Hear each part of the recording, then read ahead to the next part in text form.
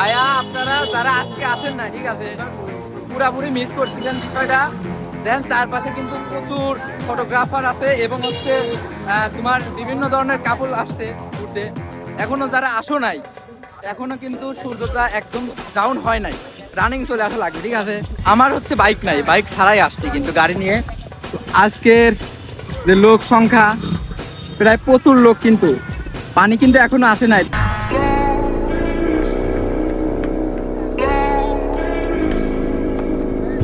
বর্তমান অবস্থা বুঝছো ভাইয়া, যারা আসো নাই মিস করছে, রানিং আসা লাগবে কিন্তু এখনো সময় আছে, রানিং চলে আসো। বাদাম হচ্ছে নাকি? আচ্ছা ঠিক আছে।